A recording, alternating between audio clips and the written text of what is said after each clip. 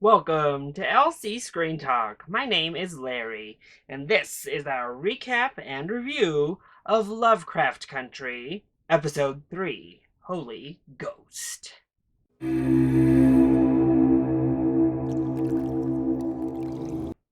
Had to rock a little bit of theme because we're ghost busting in this episode of Lovecraft Country. And now here we are recapping and reviewing one of the hottest, best new shows of 2020, now on HBO, Lovecraft Country, and we're up to episode 3. So we open this episode with a text about a group of black people who move into a white neighborhood and disappear in the 50s. And this is on the north side of Chicago. I have to admit, as soon as I read that, I was kind of like, is this based on like an actual event, like actual news clippings that took place? Oh, because that's obviously horrifying and very plausible. And as we've discussed with the previous 2 episodes, this is definitely a series that injects the fantasy and the horror into actual real life events and America. But we move on from that straight into Letty saying she bought a house. The for sale sticks into the ground. It is this huge but rundown house in the middle of a white neighborhood. She's bringing her sister in to show her this house in hopes that her sister will move into the house with her. She says there's 13 bedrooms. They can open it up. It's a safe haven boarding house for black folks in need of a place to stay with all of those extra bedrooms. And that was a really interesting discussion. I do like getting these moments, particularly early in the episode, because later, well, it kind of falls apart. But I liked having this sisterly bond and getting to know their relationship more. It's a really interesting setup for them, and I liked seeing them happy, if only for just a glimmer of a moment. But we also see that Tick is staying with Hippolyta and her daughter after George's death for at least a while.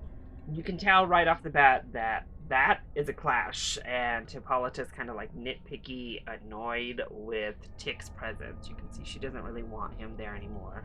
And he realizes it. So he goes on over to his dad's house, and he's like, nah, you can't stay here. I don't know what you thought, but no. So Tick then says he's heading on back to Florida, which is where he started the series at, and he stops in at Letty's house. I have to be honest, I was like, whoa, we didn't get the direct fallout from last episode. This felt very disjointed from the end of last episode into the beginning of this episode. And I think the episode at large felt very, very different from episode 2. We kind of pivoted into a new tone. This was like a horror episode through and through. But all of our cast was just like scattered. Apparently, quite some time had passed and they hadn't really talked to each other at all. But Tick does stop in, tell Letty that he was planning to leave. She asks him to come on and stay, at least for the housewarming party. He's not feeling it until, well, her white, racist neighbors make their presence known by doing things like parking cars right outside the front and tying bricks to the horn so it is incessantly going off. So the harassment begins, and Tick is like, yeah, I'm gonna stay. Watch out for these horrible ass people. We soon start learning that this house isn't just some blessing for Letitia, as she's woken up and like sees this what looks like a ghost. I don't know, she had like a uniform type of thing on. She looked pretty dismantled. Then we go back and revisit this elevator, which was working, I guess, when she bought the house, but it doesn't work now. It just is a really rickety elevator, and it makes me very uneasy. Even when it did start working, I know that my little butt would not be hopping up in there, but you know. Meanwhile, Letty then starts to hear noises coming from the basement, and in typical horror fashion, obviously goes on down to start investigating. We realize the boiler is like not working at all, thus getting very hot in their house. But there is still a very aggressive noise coming from down there. She finds this little like cubby type of thing, this chamber in the basement that opens up, and you can hear people banging and screaming to be let out.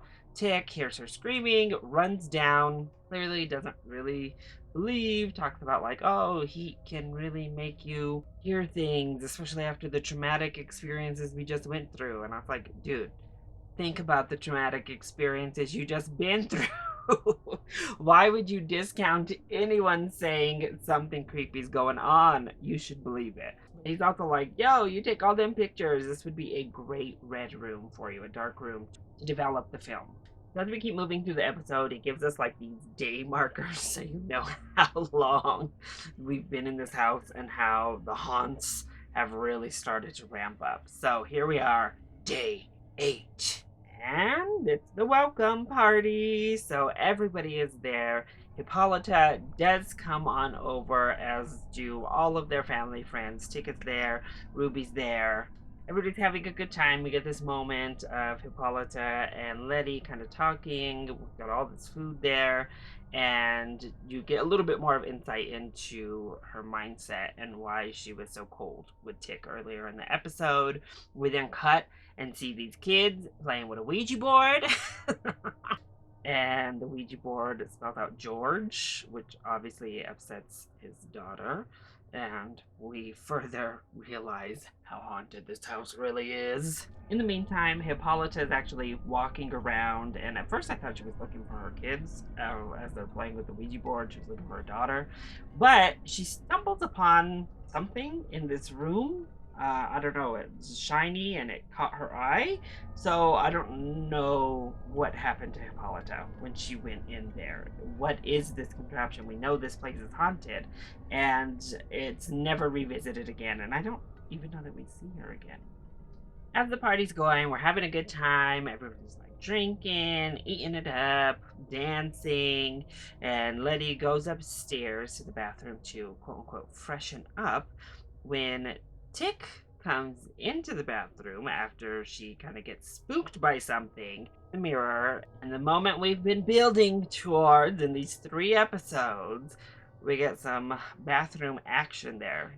Gets more of the Jonathan Majors booty going on, but like a rough and tumbling good time in the bathroom for the two. But then we see that Letty starts bleeding, and she's just like, oops, sorry. And he's like, it's okay. But made for a real interesting moment at the time. Meanwhile, after this happens, the neighbors, like the good old KKK members they are, lit a cross on fire in the front yard. So Letty has had it. She's done with their bull and grabs a Louisville Slugger and takes it to not only them headlights Carrie Underwood, she takes it to town on these cars, busts open windows, smashes that stupid frickin' brick off of that dang horn. The scene is so awesome. It's like iconic moment for Letty right here in episode 3. But of course the cops come. Yay. Just what we all want to see, right? And they're assholes. And they arrest Letty and smack her around by like breaking hard and all this bull crap.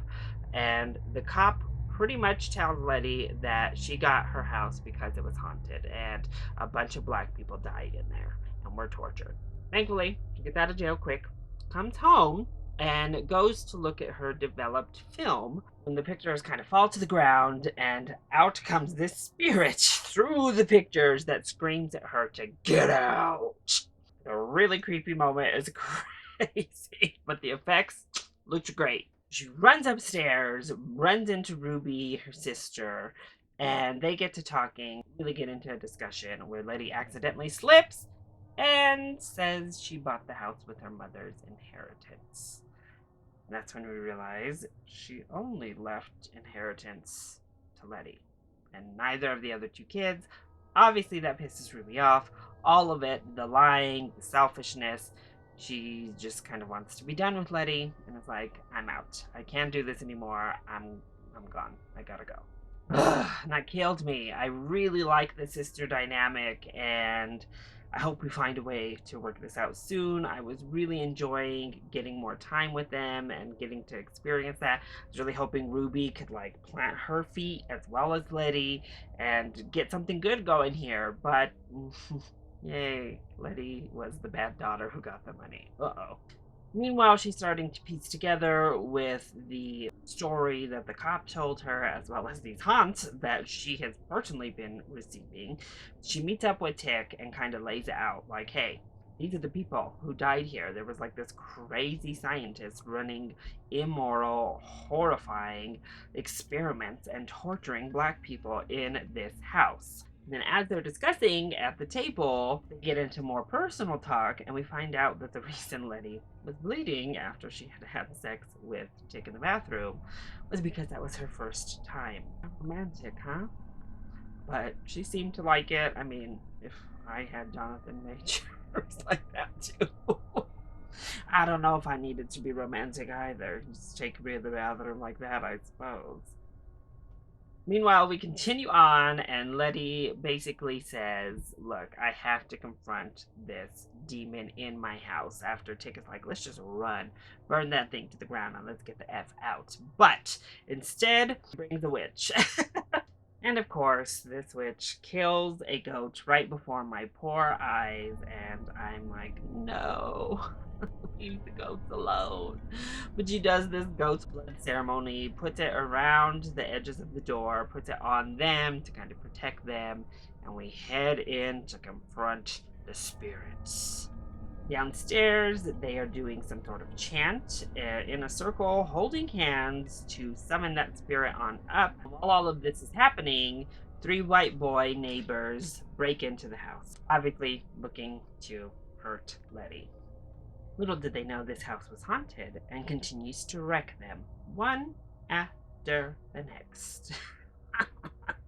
2 of them get like taken out upstairs in epic fashion, and then one of them gets that good old elevator comeback and smashed to bits. Oof. Meanwhile, down in our exorcism of the house, the goat witch woman gets possessed by, well, the white doctor who once owned this house and is trying to chase Letty out. Assume that demon actually jumps on over into Tick's body, which is like, what the hell? At that moment, one of my favorite scenes, maybe my favorite scene of this season so far happens, and I think it's a really beautiful moment that perfectly illustrates what this series does so well. So Letty actually calls upon the spirits that are here of the black citizens who were tortured and killed within this house to help her cast him out.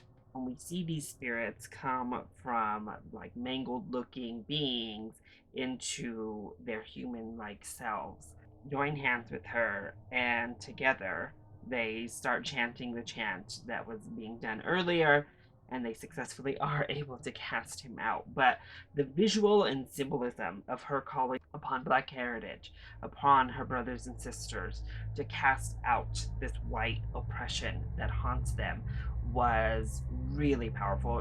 It really moved me as I was watching it, and as I said, it really just kind of exemplified what I think this series does so well.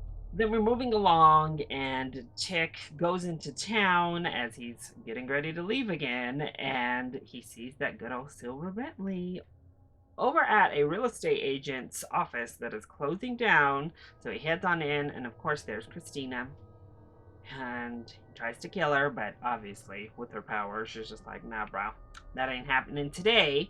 But she doesn't let him know that she's the one who sent Letty that money. It wasn't her mother's inheritance. And she's also the one that steered Letty to move into that house, that haunted house. I have to admit, I don't fully understand why she sent him there at this time. Maybe we'll get more answers, but it was just like, what? We're never gonna shake this crazy cult. Overall, I actually loved episode 3. This is the most horror-oriented episode yet. It's like a haunted house episode, and it's done so well. I loved that badass moment with Letty just wrecking those cars, being sick of the mess. Of course, I'm enjoying this budding relationship between Tick and Letty, and if it leads to more booty shots of Jonathan Majors, I don't know that I'll ever get sick of it. But now, hopefully, Letty can live at peace for just a moment. But will she find out that Christina is the one who sent the inheritance, and can that hopefully help her to smooth over that relationship with Ruby, please? Also, what is Christina doing there? Why did she steer Letty to that house? I'm very curious. Other than that Christina like moment at the end, this was a pretty self-contained episode, I'd say, compared to the last two, which heavily kind of played off of each other and weaved themselves in. This was almost a reset. Instead of so much fantasy and we're getting all this lore and all this convoluted story, this was very straightforward, very clearly a horror episode, and I really enjoyed it. I thought this actually was much better than episode 2. I loved it. It makes me excited to see if we're going to be like kind of switching up what genre we pair with horror every time. It makes me excited to see if we're going to kind of switch up the genre each and every episode, because that's kind of what we've been doing to this point. But that was my recap and review of Lovecraft Country, Episode 3, Holy Ghost. I hope you enjoyed it. If you did, go ahead and click like down below and subscribe to the channel so you are always up to date on my latest videos. Also, make sure that you join in on the discussion. What did you think of Episode 3? And how are you liking this first season so far? Let me know either in the comment section down below. You can hit me up on Twitter. I love you all so much for your continued support. Mwah! Thank you for watching, and I'll see you next time. Bye!